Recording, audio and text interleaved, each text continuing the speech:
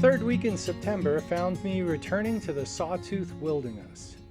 I knew I wanted to return here when I took the trip back in the spring because I found that wonderful patch of quaking aspens, and I knew that those green leaves would turn various shades of orange and gold.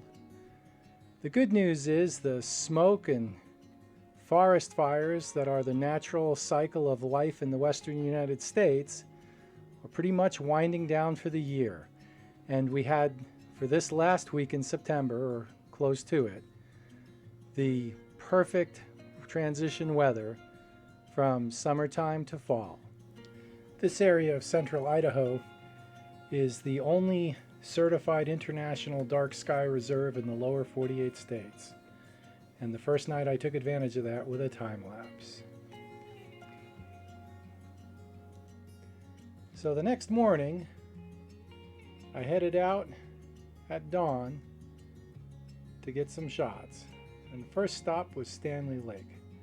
So welcome to my day one video of what is my 2021 fall trip into the Sawtooth wilderness.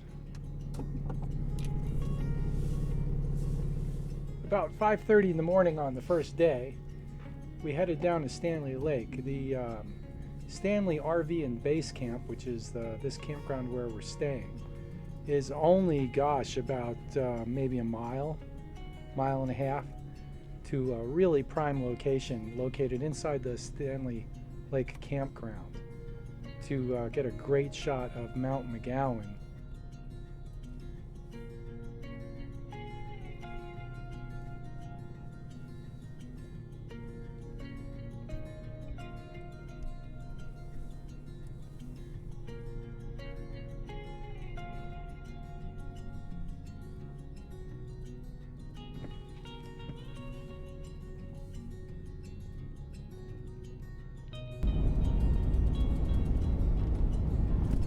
I knew from my previous trip that a shot of Mount McGowan reflected in the lake was definitely high on my to-do list. So pretty good conditions here today at Stanley Lake. I'm gonna get photographing. A little cold. Obviously, I must have been overwhelmed by the situation because the conditions weren't pretty good, they were epic. Being the first day, I decided to just concentrate on digital because you get those jitters, you just want to make sure you've got something in the bag. And so pretty much the whole first day was all Fuji. I didn't shoot any film at all. Interestingly, the second day, I didn't shoot any digital. I shot all film. And the third day I kind of shot a mixture of both, I think, if I remember correctly.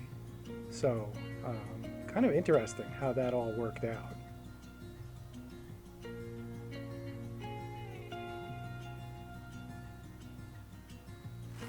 So it's a really straightforward composition.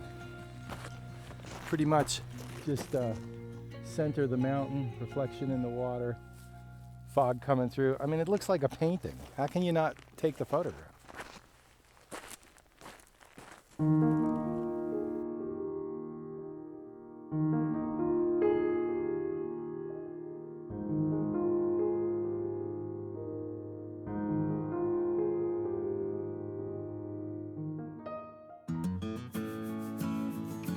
So after the chilly but rewarding morning at Stanley Lake, we went back to our base camp and we took a nap.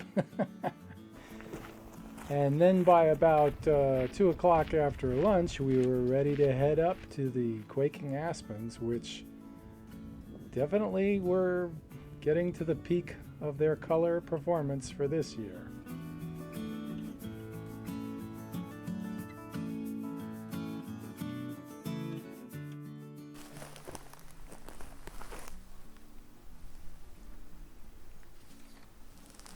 So as I mentioned, there was a real desire on the first day to use the digital so that I absolutely knew I had gotten some results before I felt comfortable the next day actually shooting film.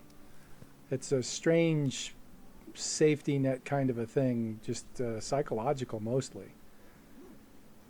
The film went off to the lab today, and I won't know for 2 weeks if I actually got anything, but you know, the more film you shoot, the more confidence you develop, and after years of shooting film, I'm fairly certain that something good should come of the film.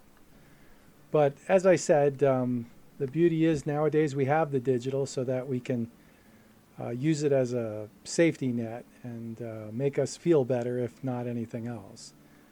And I mostly use the 55 to 200 Fuji lens to photograph these aspens.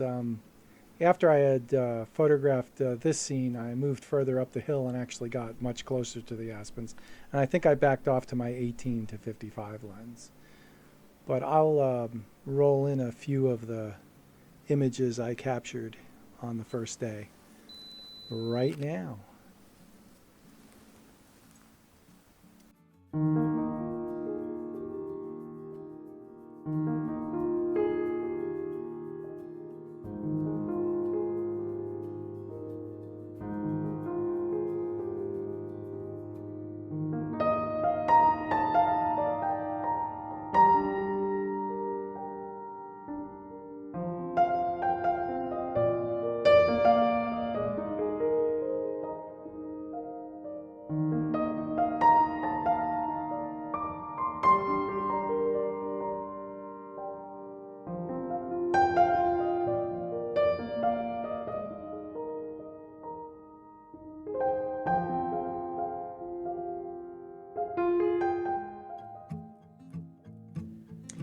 Photography is such a feast or famine.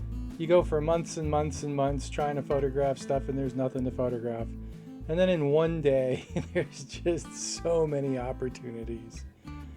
But that's just the nature of what it is, and you have to live with it and enjoy the good times, because when it rains, it pours, as they say. Anyway, so that was day one of the September 2021 Sawtooth Wilderness Adventure, and I think it was very fruitful. I know that image from Stanley Lake of Mount McGowan with the mist on the lake is a named image, that's for sure. And I need to decide on which one I like of the quaking aspens. However, I have the film coming back, and but that's for day two, where I shot my 4x5 pretty much exclusively.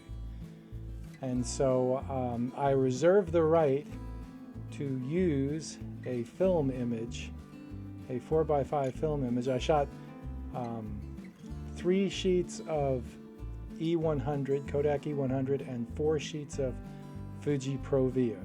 So I reserve the right to substitute a 4x5 film image for a named image, and that's why I'm kind of hesitant.